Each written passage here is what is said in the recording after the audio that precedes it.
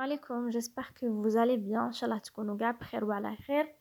اليوم جيت نشارك معكم تحلية الفراولة سهلة. دوك نشوفوا مع بعض المقادير. هنا بالنسبه للمقادير نحتاجو عندي هنايا كما راكم تشوفوا فراولة. يعني ما درتش انايا ما كيلتش، كانت عندي كونتيتي، يعني كانت عندي علبه درتها فوالا، يعني نصف علبه ما كانتش عندي معمره باسكو كنت ديجا استعملتها. دونك قطعت هنايا الفراوله تاعي الى قطع، درتها في ليفيغين فوالا. دونك هنايا درت نصف لتر تاع ماء، يعني 2 كيسان ونص تاع الماء، ودرت 5 ملاعق كبار تاع الفلون فريز كيما راكم تشوفوا. اللي تبغي دير السكر دير شويه. دونك درتهم على نار هادئه فوالا، خليته يغلي لي هذاك الفلون. كي نشوف هذيك الرغوه البيضاء نقلعوها كاع، نقلعوها ونخلوه على النار يزيد يغلي فوالا، حتى يعني لا كولور تاعته تولي كيما هكا ما فيش الرغوه البيضاء فوالا. دونك هذاك الفلون درته في ليفيغين كيما راكم تشوفوا، وندخله في المجمد نخليه يعني حتى يعني 4 سوايع فوالا، نخليه يشد روحه غايه.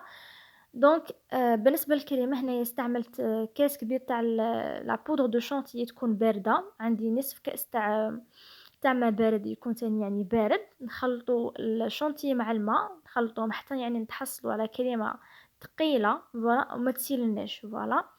دونك هنايا درت 2 علب تاع يايوخت، كان عندي علاء الدين دونك درت هذا. الا نتوما عندكم يعني اي نوعيه ديروا فوالا. دونك كيما تبغوا، يايوخت طبيعي، ولا درت ملعقه كبيره تاع الفرomاج الا ما كانش عندكم تنجموا تستغنوا عليه فوالا. دونك ودرت هنايا لا كريم فريش، اللي ما عندهاش لا كريم فريش نجم دير بتي سويس.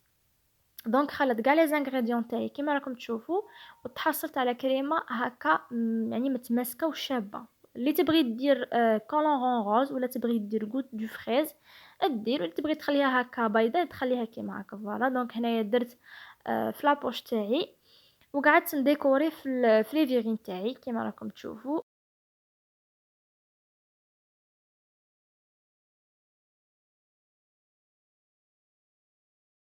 بالنسبه للشكل تاع لا كريم يعني كيما تبغوا ديروها عشوائيه، تبغوا ديروها بلا بوش يعني تزوقوها غايه، دونك كيما تبغوا.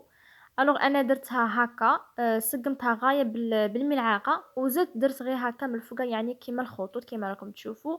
بالنسبه لا ديكوراسيون درت لي فريز باردون. ان شاء الله تكون عجبتكم الوصفه، مع السلامه.